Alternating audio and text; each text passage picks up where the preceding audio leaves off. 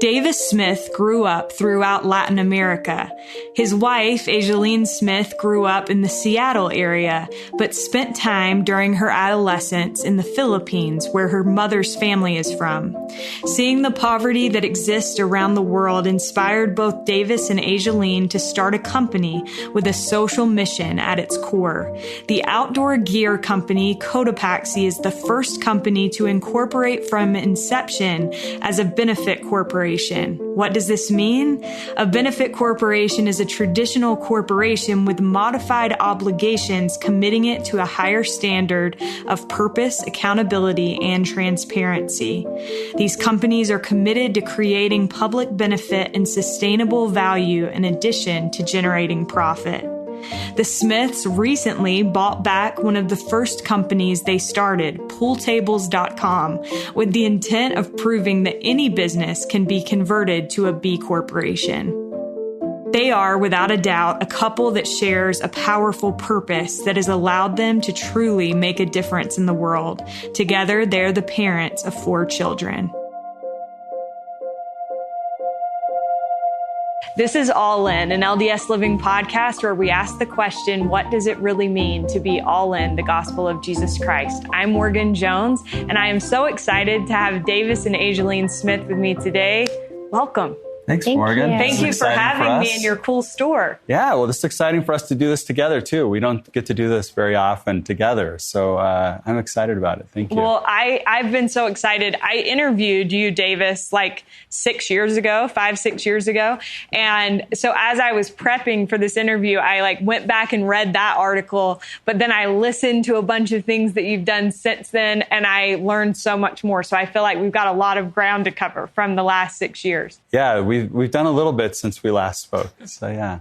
You've been busy.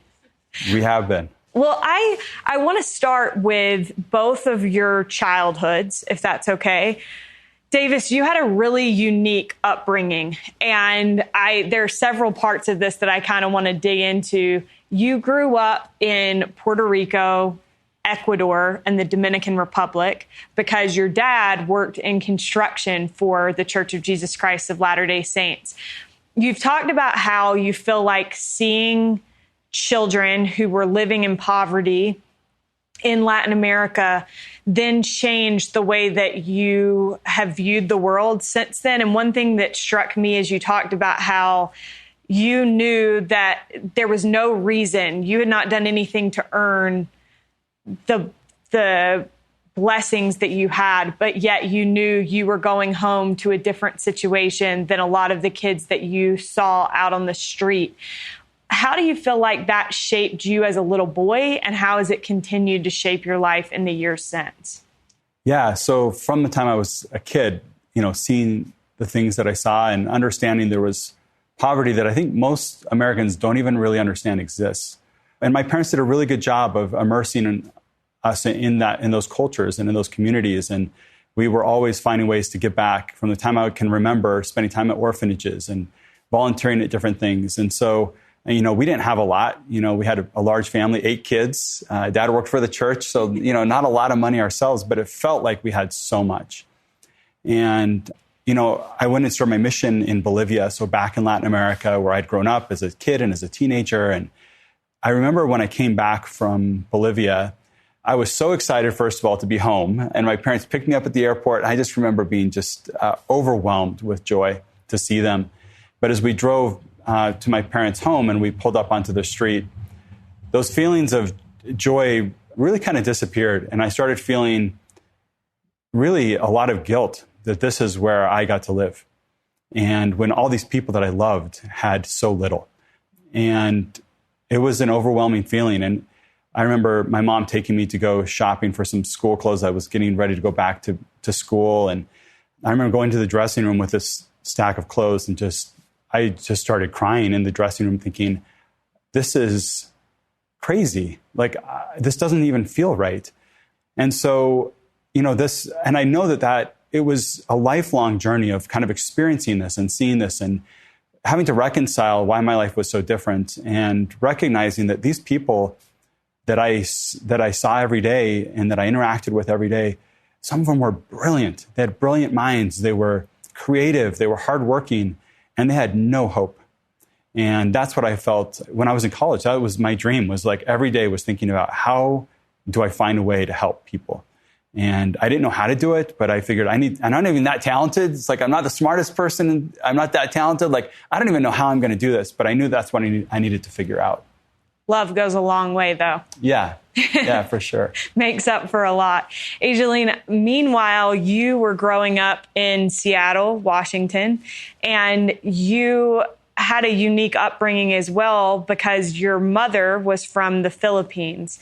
How do you feel like having had a mom who came to the United States shaped the way that you viewed the world and maybe your desire to help those in other countries? Yes, well, I think both of my parents are very frugal. And I think a part of it is because of my mom's upbringing, where she didn't have very much. And all throughout my life, she has been good at saving and making wise financial decisions so that I could have more than she had. And I've just been grateful for that, for what she's given to me and how I would love to share what I have so others can have opportunities as well. And I also have a sister with a disability. And so I feel like that really shaped who I am too, and some of the compassion that I have for others, because she had health issues and a lot of people served us as we were dealing with that. And I've always been grateful for that and wanted to help other people as well, anyone disadvantaged. Yeah. What kind of disability did your sister have? So she was born with hydrocephalus. So she had water in her brain.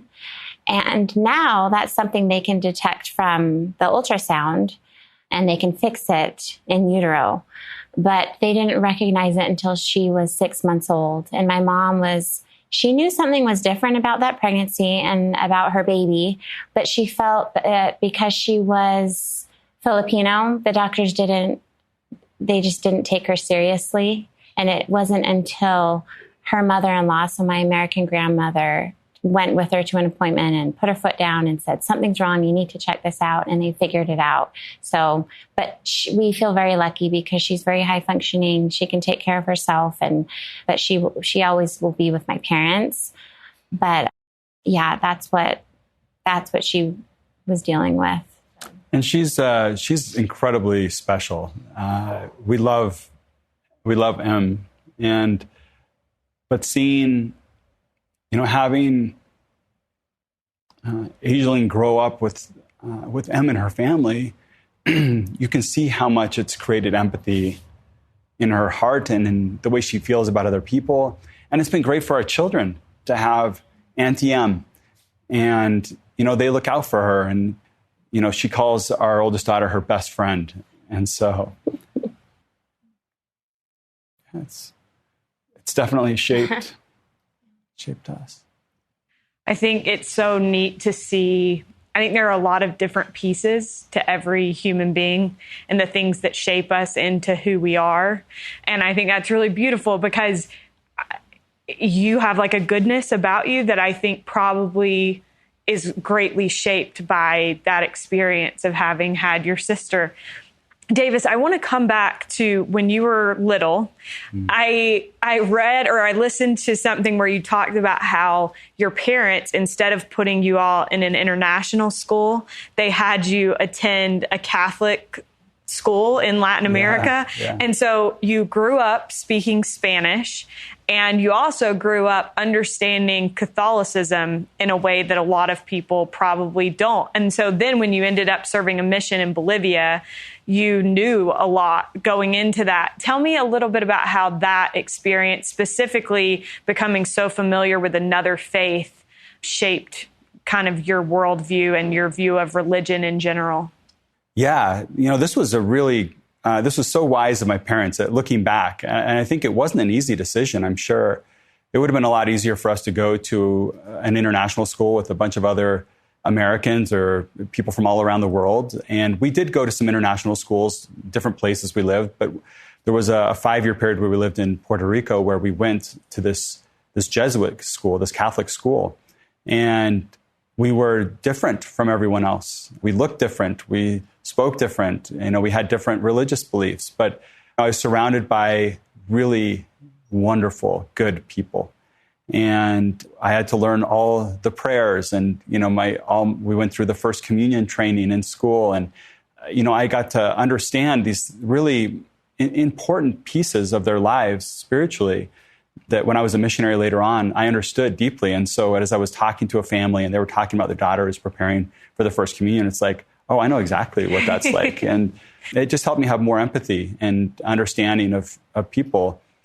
And I think beyond just my mission, I think I understood what it felt like to be different and to not always fit in. And I think that gave me a lot of empathy for others. When I see someone that's maybe stands out or is a little bit different or unique, it's always the first person I'm looking out for.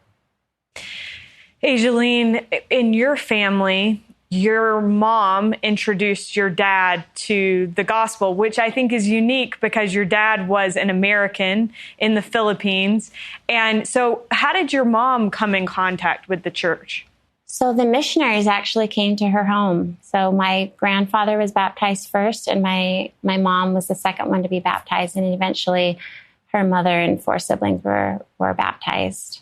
And how old would she have been then? She was about 16. Okay. So cool. So then, she introduces your dad to the church. Yeah, my dad was in the Air Force band, and my mom lived close to the base.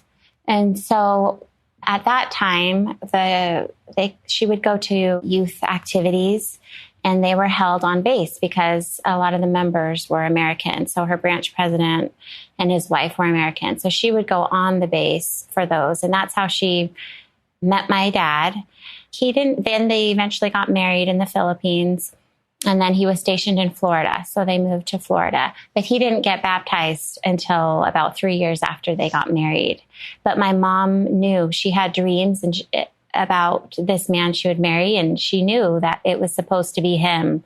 And so eventually he joined the church, and he was super social and happy and friendly guy that the members of the ward were surprised he was getting baptized because he had attended church for so long. They just thought he was a member of the church. They thought he was already. Yeah, and they've just been super committed my whole life. They've always gone to church, attended the temple. I watched all of that, and they've been a great example to me. But I'd say our parents are very different. I come from a family where they've been members of the church for generations and are very, very orthodox, very, very strict. And Asialene grew up in a family where neither of them had grown up in the church, and very different homes and very different parents. Very different. I mean, I was worried about getting married. Can we find this balance? What kind of a father was Davis going to be? And when I had grown up in such a different home that was super laid back.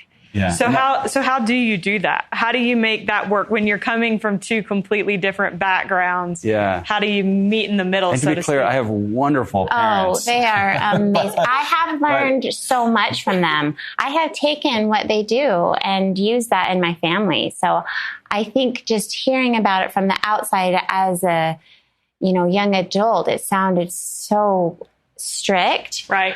But that's because I didn't really have, even just as far as house chores, I didn't have very many house chores. And there were 10 living in their house. So they all needed to have a job around, or 2 or several. But we've definitely found a balance. We do a little bit of both. Yeah. I don't think it's been an issue for us. Yeah, it hasn't. Yeah. I think Asialene's been very patient. And when we got married, our sealer gave us a piece of advice, which was to not criticize each other. And she's been very good at this, and I'm working on it. You have been. You're amazing at it. I think that was one thing that was really important, because especially when you merge 2 people that are very different, or maybe had different upbringings, it's easy to have tension in the way that you might do things. But that just hasn't really been an issue for us. Yeah, you've been really good about it. I want to come back, Davis, if it's okay, to your mission, because I understand that your mission meant a ton to you. As I was listening to you talk about it, I thought about Elder Holland's quote where he says, like, a mission has never meant more to a boy than it meant to me. And when I heard you talking about your mission, I thought, man, he might rival Elder Holland and his love for his mission. So tell me about so you had this kind of a little bit of an advantage coming in because you spoke Spanish. You had grown up in countries that were not entirely different than Bolivia. You go on your mission. Talk to me about how you think your mission shaped and changed you as a person, and also why you think it has led to the things that you've done since then. I love that quote from Elder Holland, and I have felt the same way. It's like, I don't know if anyone could love their mission more than I did. I am obsessed with Bolivia and with my mission. And I talk to my converts probably every week. I have some conversation with one of them. You know, I've gone back quite a few times. Every few years, I try to go back, and we've gone back together, which was a really special experience. Yeah, it was really special. I think one of the highlights of our marriage, honestly, was going back. It was. Together. It was neat to meet all these people I had heard about for like 10 years. We went back probably 10 years into our marriage, and meeting those people and seeing how much love they had for Davis.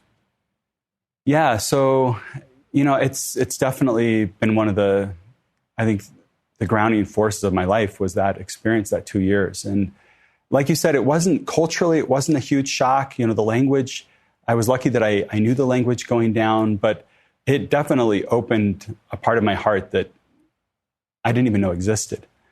Just a love for the people, just a desire for them to be happy, recognizing, this is one of the poorest countries in the world, the second poorest country in the Western Hemisphere. My first area, there were just dirt roads, no telephones, the church building we met in was just a little tiny house. The bathroom was a hole in the ground in the back. Like, that was our church. Like, you shower with buckets. It was a very different experience, and in a lot of ways, very difficult. But I just developed a love for this place and for the gospel and for the church, and seeing the difference that it could make in people's lives. It was really a life-changing experience that continues to shape me. In fact, President Nelson visited my mission when I was there as a missionary. And one of the things he told us was that our converts were our converts for life, and that we had a responsibility to stay in touch with them. And this was back in the days of just like letters. And there's no addresses in Bolivia. You can't send someone a letter, write an address, put a stamp on it, and it gets to them. That doesn't happen. So I was worried about, like, how am I going to do this? And, shortly after I got back from my mission, there's like the internet and there's Facebook and all these things that allow you to stay connected. And so I've always tried to follow that guidance that we were given.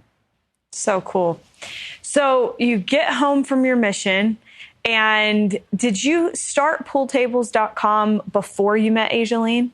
No, I started that business when we were married, and we'd recently graduated. We just barely were finishing school as I was like dabbling in these ideas of like starting my own business. And we graduated. The day we graduated, Asialene gave birth to Savannah. Oh my goodness! In the hospital. She came a few weeks early. Yes, and I wasn't due until a couple of weeks after graduation, but she came the day we were supposed to walk, and we were at the time, poor students and frustrated that we paid the $50 for the cap and gown. So we still went and picked them up so that we could get a picture wearing them with our new baby. Yeah, so we wore them in the hospital. That's hilarious. Like, we got to get our $50 or $100 maybe together out of this. I was like, I couldn't believe that was so much money for us. Right, just thrown away. Yeah, and we bought a little tiny home. We graduated, we had this baby, and then we moved into our home that first day. And it was a 2-bedroom, 1-bathroom home. Very, very small. But it was our own little place. And I had been given a job. I had done an internship for a company that offered me a job. But I was starting to dabble in this entrepreneurship thing. And we ended up starting the pool table business within a few months. And I was kind of doing it on the side in the weekends and at night. And at some point, about 6 months down the line, we realized, like, I need to be all in. I need to jump into this thing 100%. And so I quit my job, which was a very scary thing, with a mortgage, with a little baby. I felt I had this family to support. it was stressful, but I really felt guided that that was the path that I needed to take. And you had quite a few people that were willing to kind of invest in your ideas that you were having as well in your family, right? Yeah.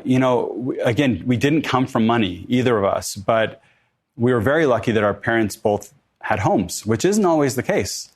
And they mortgaged their homes, both of them did, to help us finance the business. And that was a lot of pressure because I knew that they couldn't lose their homes. So I needed to make sure this business worked. And I think sometimes when your back's up against the wall and you know you can't fail, you do whatever it takes. And I felt like that was certainly the case with us. I think that's something that I've been thinking about a lot lately. We had Thurl Bailey on this podcast, and on his episode, he talked a lot about people that had believed in him, and just the idea that when somebody believes in you, it kind of changes things for you. And I always say this podcast, there was a guy that expressed belief in my ability to do something that I had never done before. And so I think there's power in that idea of somebody else thinks that I can do it. How do you think that your parents being willing to make sacrifices and to put their homes on the line because they believed in you two and your ability to succeed, what did that mean to you? I mean, it meant everything. I mean, first of all, I couldn't believe they were willing to do it. It seemed crazy. And looking back, it even seems crazier. At the time, I think I was pretty convinced that we had something really special that was going to work. But there were no guarantees. 92% of all businesses fail.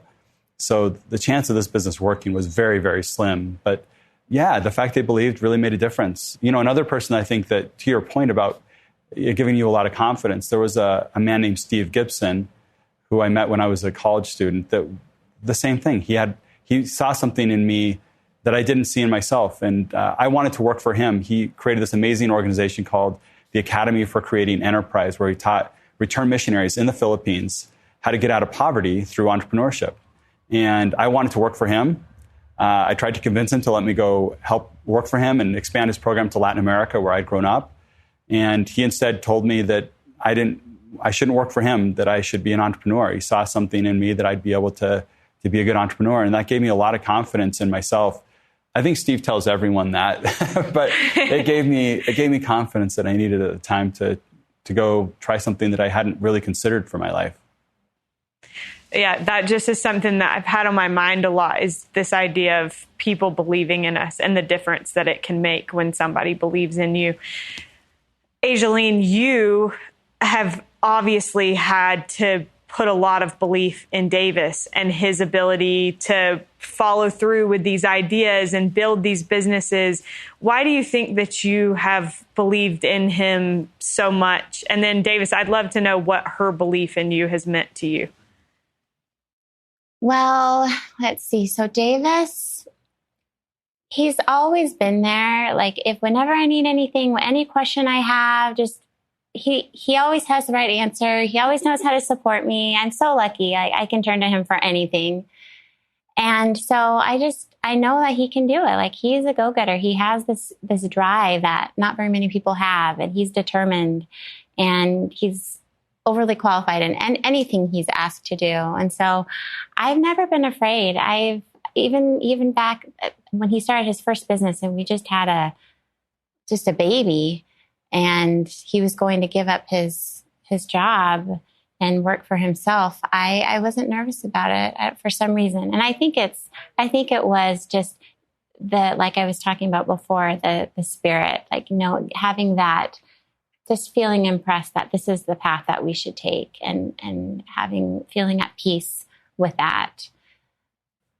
Yeah. I mean, I don't know that I feel that same way. Like, I don't know that I've always felt overqualified. In fact, quite the opposite. I've often felt underqualified and maybe not enough. I remember going to BYU. I didn't get into BYU when I applied out of high school.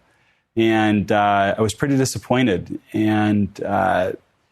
But I ended up transferring there after I did a year of school before my mission. And on my mission, I applied to BYU and was able to transfer in. And I got to BYU and I was like shocked. Like, I felt like the dumbest person in the world. And I felt very intimidated. And I felt the same way at Wharton when I was in business school. It was like, how is everyone here so bright? And often felt like I didn't have maybe what I needed to succeed. But having, Asialene has always been, the greatest supporter. And, she's always believed in me and gave me confidence. And really, like when I've wanted to take big risks, she's always been the first to say, let's do it. And that's meant the world to me. I don't know that I could have had the success that we've had as a couple and as entrepreneurs, like if I didn't have her supporting me and her willingness to encourage me to go do hard things.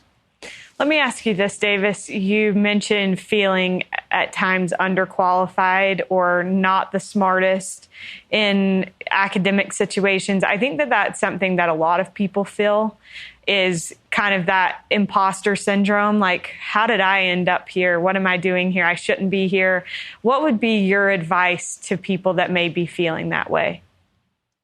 I had lunch yesterday with a good friend of mine from my mission, and we were talking about this. And I think both of us kind of were, as we were talking about it, we were realizing, like, I don't think this ever goes away. I don't think you ever reach a point where you're just like, I'm really confident in myself now. Like, I've got this all figured out. I think it's just part of being human is just understanding that you're gonna feel like not enough a lot in life. And I think the biggest piece of advice I could say is, like, don't let that get in the way of trying new things. And I'm oftentimes in situations where it's like I'm the least experienced, or I don't know exactly how to add value, but I show up and I try to learn as much as I can. And even though it's uncomfortable and can be really intimidating, I really enjoy that process of learning and meeting new people and opening my mind to a new way of thinking, and then figuring out ways that I can use whatever talents I have, even though they're not going to be the same talents as everyone else, where I can add some kind of value. Yeah, so there is no way I would have been able to get an internship to Peru or to Grand Cayman if it weren't for Davis, because he pushed me. For me, at the time, I remember saying, I barely speak Spanish. I only took a few years in high school, and it was the easiest class ever. Barely had any homework. And now he wants me to apply for this internship with him where we are speaking and teaching full-time in Spanish to young adults. But he had me go for it. He told me I could do it. We did it together, and I was surprised when we actually got it, because I didn't think I was qualified. Oh, it was so fun. We had so much fun together. It was great, both of those internships. That internship, we had, oh my gosh, so we lived with a really wonderful woman and her two daughters. And the room that we had was infested with bed bugs. It was unbelievable. And we also had no money. And so I remember we'd buy these little packages of Oreos. They had 4 Oreo cookies in it, this little package. And every other day was Oreo day. And we'd split an Oreo.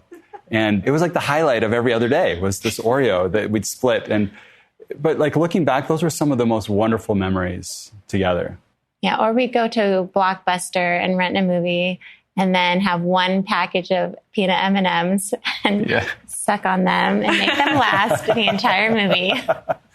I love that so much. My dad was in law school when I was a little girl, and we lived in this tiny house, and we ate all of our meals at this little tiny table. And we always talked, my brother and I, about how those are like the best dinner memories of our entire lives. We're sitting at this, like, it was like a little kid's table. My parents, me, and my brother would eat all of our meals. But I think it's sweet how like sweet memories can be attached to like a time in your life. And I think it goes back to, kind of this idea that happiness is not necessarily what we may think of it as, and it doesn't equate to wealth or monetary success. So let's talk a little bit about that, actually. So you're in college, you finish, you go to Wharton, get your MBA and an MA as well. Mm-hmm. Is that right? Yeah. And then you decide to start a business in Brazil. So at this point, you've successfully started a couple of e-commerce companies. Is that right? Yeah. I built one company, gone to school, and was looking to do something again. So you go to Brazil, you start a company. How long were you all there? About 3 years. So what was it like? You're kind of starting a young family. What is it like doing that in a foreign country? Well, it was super exciting. I was ready for the change, ready for the adventure. And then we got there and it was a lot harder than I had expected. Every other place we had lived was easy and not too much of an adjustment, but it took about 6 months to feel comfortable down there. But we just immersed ourselves immediately. We made friends, Brazilian friends. We chose a place to live that would allow our daughters to be close to their school and meet other expats and other Brazilian kids. Our ward was super supportive, and it ended up being such a special experience for all of us. Yeah, it was a very hard transition, both for our family. When we first got there, we kind of timed the shipping of a container with all of the things that we needed, our clothes, our bedding, everything was in this container, our mattresses. And we timed it so that it would get there by the time we got there. What we didn't realize is that Brazil was going to hold it for months, and they were wanting a bribe. And we just made a decision as a family and as a business that we would never pay bribes. And so we were living in this little apartment, and we were sleeping. We got an air mattress that we were sleeping on, and it somehow half of it came apart. So it was like a big bubble on one side of the mattress, and then we were squished on the other side. And there's it was freezing. Every night was it was like PTSD. I don't want to lay down and go to sleep because it's so miserable. Because they have almost perfect weather outside where you don't need air conditioning or heat, but it was cement. And we were there in the winter. Buildings. Yeah. So there's no insulation through this mattress. Anyway, it was we were using the same plastic plates over and over, washing them, and they were falling apart, and we were still using cracked. them. Because we didn't want to spend money. Well, it was so expensive. It was more expensive than living in Manhattan. At the time, buying anything in Sao Paulo was crazy expensive. And we're our container is here. Any day we're going to get it. Let's not, we don't want to spend this money. And we were nervous about money because we were starting this new business. And it was just a very complex place to do business as well. Much harder than starting a business in the United States. So how did you decide to start it in Brazil?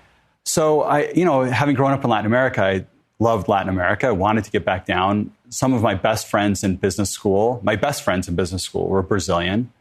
And, we talked a lot about Brazil, and it just kind of clicked, this idea of let's go build a business there. It's this large emerging economy, 200 million people. They were kind of at this really perfect inflection point where about 40% of the population was using the internet. So there wasn't a lot of competition yet, but there were enough people online that there was an opportunity to go build something. So we felt really optimistic about the opportunity. And we moved down, and we went from 4 employees to 300 employees in 18 months. So it was a really crazy ride. At the same time, it was totally chaotic. And everything was going wrong all the time. And it was very stressful. And it was challenging. My cousin and I, who built the business, he had gone to Harvard Business School at the same time I'd gone to Wharton, and we built our first business together. There was a strain in our relationship, which was really sad for me, and still is. That was a really painful experience. And so that added some complexity to the experience. Davis, one thing that you've talked about a good amount is the idea that you kind of came into business thinking that you would create a business with somebody, and because of that relationship, the business would kind of thrive. And you've talked about how, now you view it as you find people with certain skills and put a team of people together. And so when you finished that business in Brazil, you ended up starting Cotopaxi, which is what people probably best know you for now.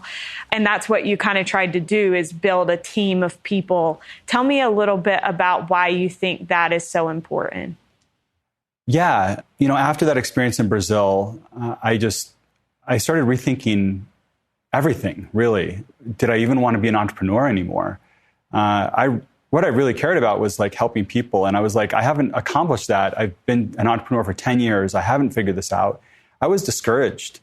And I had this really unique experience where we'd all set New Year's resolutions for family home evening. Luckily, Asialene is so much better at this stuff than I am at like making these things happen. But I set a New Year's resolution that I wanted to change somebody's life. That was my New Year's resolution. And Asialene makes fun of me because my goals are not specific. That didn't seem very... You're supposed to have goals that are like smart, I guess, like specific, measurable, attainable. I can't remember all of them, but my goals are not very good. And Asialene always reminds me that I need to be more specific or whatever. But it was very broad, but I had this vision of like, I wanted to change somebody's life that year. And it was now May.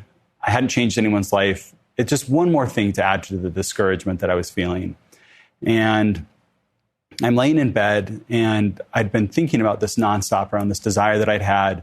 And pretty soon I started having some ideas that came to my mind around how I might be able to have an impact and to accomplish this lifelong goal that I'd had. And I was really tired. I'd actually just flown in from China. And so it's like you had to fly through the United States or Europe and then down to Brazil. So it's a very long trip. I was feeling jet lagged and tired, and I just wanted to sleep, but I had these ideas rushing in my head, and I ended up just rolling over and typing some of these ideas onto my phone, thinking if I wrote them down, I could just forget them and go back to sleep. And the ideas kept coming. So I ended up getting out of bed, and I went on the couch with my computer and just started writing down these ideas. And I ended up spending the entire night, the entire next day, and the entire next night on this couch. And I've never had an experience like this before in my life. I'm sure I never will again. But the entire idea for Cotopaxi came to me. The business model, our name, our slogan, Gear for Good, the early ideas for this Questival, this 24-hour adventure race. I knew how to go make a difference. Through business, I could go make a sustainable impact on people's lives. And for me, it was really an amazing experience because it gave me hope that God knew me, that he understood what my desires were. And while I was feeling discouraged and I felt like, man, I've spent 10 years building something that's just not helping me get where I want to go, I look back and I was recognizing that the Lord gave me these experiences that I needed to have to be able to go build Cotopaxi. I couldn't have built that when I was 24. I needed more experience. I needed to go have some success and have some failures along the way. And one of the learnings that I had was around team building, that I wanted to go build a team that really kind of, at this point, I knew where my strengths were and I knew where my weaknesses were. And I needed to go build a team around me that offset a lot of those weaknesses that I had. That's super interesting and I think that's a good lesson for all of us in a lot of different things. And I think you actually taught multiple good lessons there. One being that God knows us, and that sometimes when we think we're just like falling behind or things aren't working out the way that they're supposed to, that things are actually working out for our good, and looking back and being able to recognize those things. So one thing that makes Cotopaxi so unique is this mission that it has to do good. And you've set it up as a benefit corporation, which means that you have specific standards that you meet. I understand that it's like the FDA, like you have to abide by certain rules. Is that right? Yeah. So in the Articles of Incorporation, when we incorporated the business, I legally committed to making decisions based on our company's impact on people and planet. So not just on maximizing shareholder value, making as much money as possible. And we have to report on our impact. And so it's a legal commitment that we made. So it was serious. Like when we decided to do this, it wasn't like a small thing. We were going to be held accountable to this. And that's exactly what I wanted. And I wanted our investors to understand we have committed to this, like legally. We don't have a choice. We have to make the right decisions for our planet and for people before making money. And so I think that was a really important decision, because when I went out to Silicon Valley to go fundraise for this business, it was nothing but a PowerPoint. It was just a vision of what I had. We hadn't sold anything. We hadn't made a single product. And I had to go convince investors to give us money to go build this. And a lot of investors, I pitched over 100 VCs and angel investors. And most of them were no's. But there were a few that believed in us and that understood why I was building it. I always led first with our mission, why I was starting the business. And we had a woman named Kirsten Green that was the first believer in us. And she wrote a big check to back our business. And then a few others followed in that round because they saw that we had a great lead.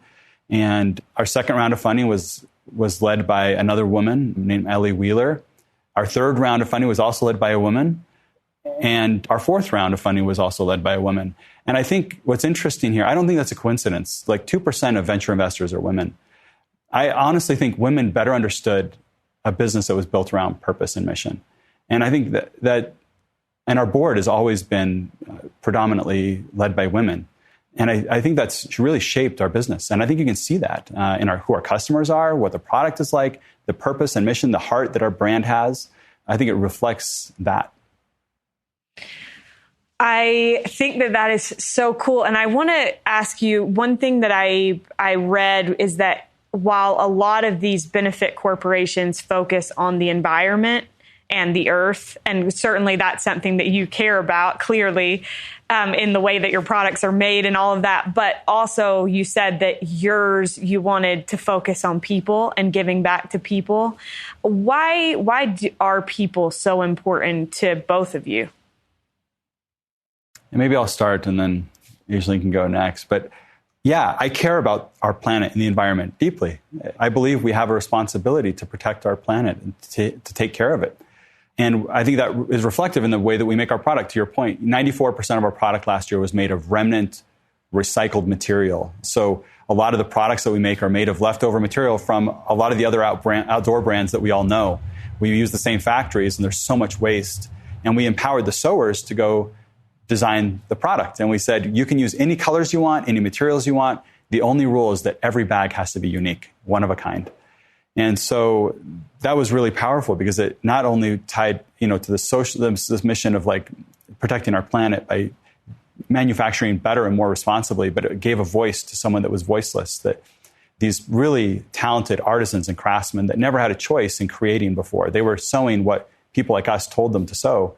And we believe they had more in them. And so that's been a really special part of the business. But yeah, I mean, for me, protecting the environment is table stakes. You have to do that.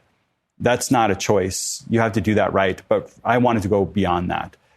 I wanted to focus on people. And other outdoor brands, or a lot of outdoor brands, are focused on the environment. But no other outdoor brand is focused on people and on lifting people out of poverty. And, we can't protect the planet if we have people living in squalor.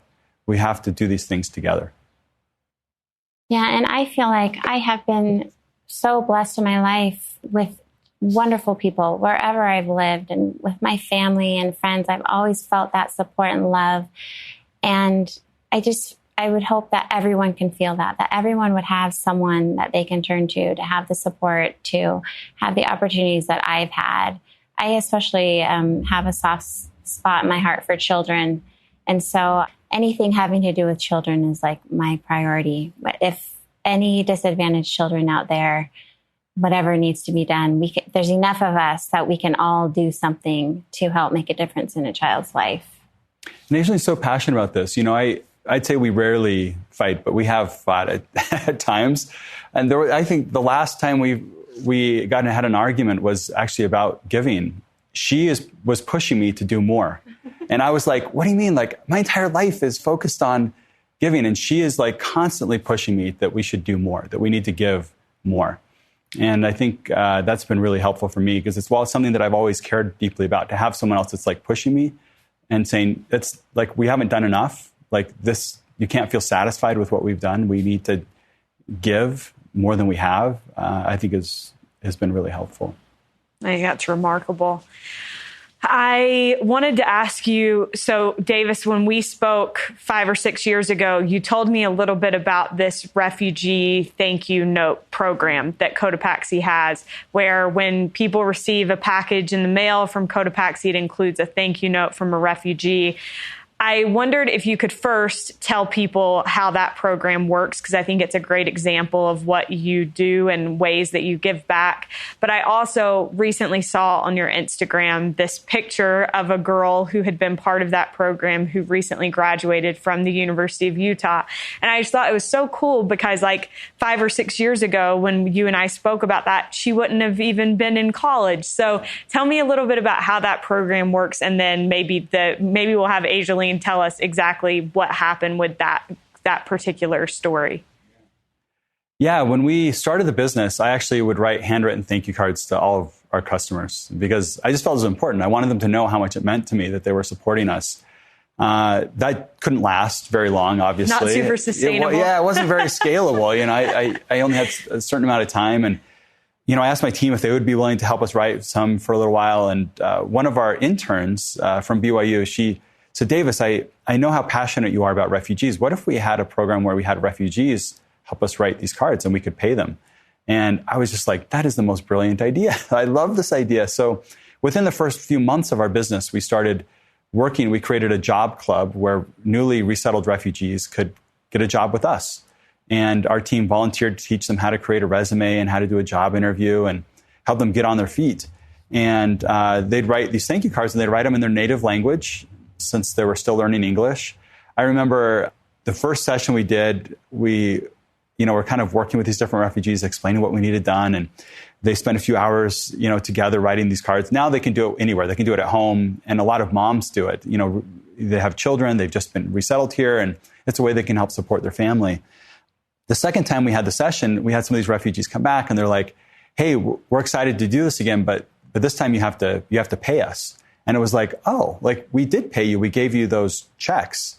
And one of them said, no, I took that check to the store and I tried to buy food with it. They wouldn't take the check.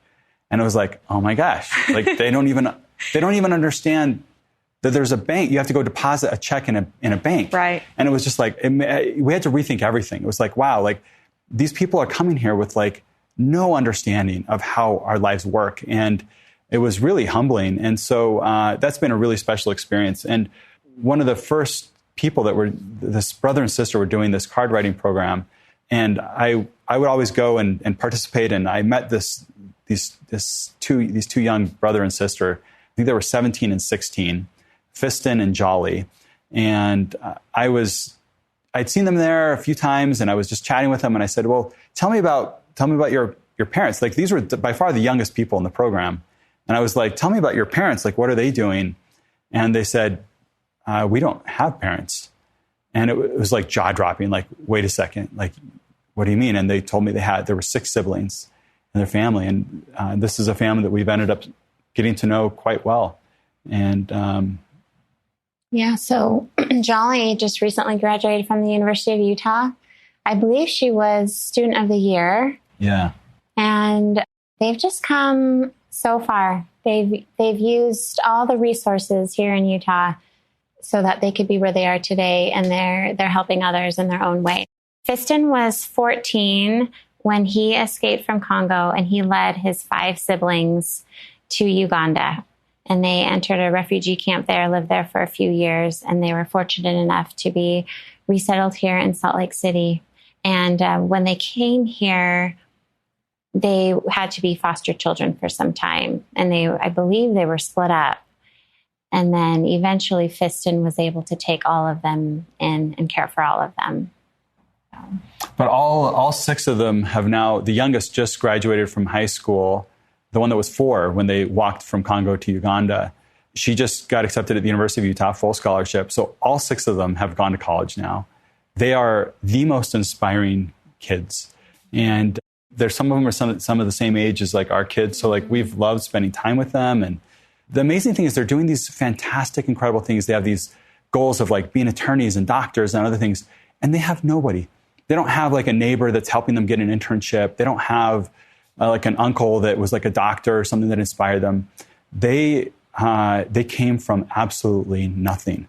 They drank out of rivers and ate food on the ground to survive as they were walking from Congo to Uganda. And to see that this is what they're doing, this is why refugees are so inspiring.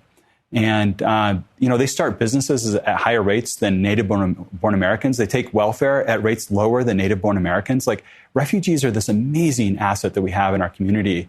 And it's so inspiring to be close to some of them and see like these amazing lives that they're living. Absolutely. So now you have just done something kind of exciting. You initially, the first business that you ever started was you started a website called pooltables.com. Billiards.com, was it? Yeah, we have both of those domains. Okay. Yeah, pooltables.com. Uh-huh. And so that was your first business. You just recently bought it back with the intent of turning that into a benefit corporation as well, with the goal of showing that any kind of business can be a benefit corporation. Tell me a little bit about the vision that you have for this going forward and why it's so exciting for you. Well, I talked earlier about Steve Gibson and this inspiring figure he was for me. And that's really what pushed me to go start my first business. And when we started that business, I actually had dabbled in a couple other ideas before starting the pool table business with ideas that had social impact connected to the business model. Okay. Both of those ideas failed, did not work. And we ended up, the pool table business worked. We started selling online, and we flew to China and found a factory that would make our own brand of tables. And we ended up doing $1 million in our first year in business, which was we couldn't have dreamed that would happen. And at the same time, it had no social impact. All of our passwords were connected to social impact, like helping children and other things, even though we had no social impact. But that was what was in my head. I was thinking about it constantly, but I didn't know how to merge doing good and building a business at the same time. I didn't understand how to do it. And so over the last 17 or 18 years as being an entrepreneur, I've learned how to do it, or I'm learning how to do it. I mean, we're constantly learning. But this business, the pool table business that I'd sold over a decade ago, the owner of the business who I'd sold it to contacted me and said, "Hey, I'm retiring. I'm in my 60s. He has 17 different domains and businesses." And he said, "Hey, I'm going to sell all of my business off, and I'm going to sell your pool table business. And I've got a buyer, publicly traded company that wants to buy it." And at first I was thinking, great, that's good for him. And, we had a little bit of ownership in the business still. So it was that feels good. But pretty quickly I changed my mind. And I was like, I can't let somebody else own this thing. I know exactly what to do with it now. So I didn't know what to do with it in my 20s, but now I'm in my 40s. I know I've spent the last 8 years building Cotopaxi, learning how to build purpose and mission into a business and how to use that business to do good. And this business is already profitable and it's working and it's growing. So I can go have an immediate impact. It's not going to take years to kind of get there like it took with Cotopaxi. So I thought, I'm going to go buy this thing. So Asialene was very hesitant at first. I knew you could do it. No hesitation with that. You were qualified, but it's a busy time in our lives right now. And I wasn't sure about that. But I decided, I would only buy this back if it was to further our mission of fighting poverty. And so I decided I'm going to buy this business, but we're going to convert it to a benefit corporation, which we've done. And we're going to use this business, the profits, to go support fighting poverty. And I'm really excited. And I have a big vision for how I want to build and scale the business. We're going to expand beyond the billiard space into all home and yard recreation, things that bring families together and friends together. But all these products will be helping us fight poverty and making a difference. So, yeah, we're really, really excited about it. Asialene, you're on board now? Yes, I am. When he talks about the vision for it, it gets me excited, especially I think with this one, he'll do a lot in the Philippines, and that's super exciting for me. Yeah, it'll be good. Kind of full circle. Yeah. In multiple ways. Yeah. That's cool. Really neat. Yeah. I just have two last questions for you. One, I loved, you were on Guy Raz, How I Built This, and he has his famous question at the end of every episode of his podcast where he asks, do you think your success is the product of hard work or luck? And you said, and I loved your answer, you talked about how you think that, yes, hard work plays into it, but that more than anything, it was luck and essentially being blessed to have been born where you were born, blessed to grow up the way that you grew up, blessed to be born in the time in which you live, because you said you probably wouldn't have thrived as much with your skill set 200 years ago. And so I wondered, you said that you feel like there's a responsibility that comes with having those blessings and receiving those blessings. In the church, we talk a lot about, it's kind of like the Spider-Man quote, like with great power comes great responsibility. But for you all, what is the responsibility that you feel because of the blessings that you've been given in your life? I really believe this. Like, I can't believe how lucky we all are. You look at the whole of human history, the chances that we've been born in this time is just incredible. I mean, almost every other human that's lived on the planet has lived in extreme poverty. And I just feel very lucky that I'm living today, that I was born where I was born. I had parents that were both, had gone to college. And we didn't have a lot of money. I had opportunities that most people on earth have never had. You know, I would have been a pretty lousy farmer. I'm pretty wimpy. And so I look at like the work those people had to do to survive. And it's like, I don't know, I would not have excelled in that work. And I think because of that, we definitely felt this responsibility to give back. And, you know, we all know that hymn that we sing as children about, you know, because I have been given much, I too must give.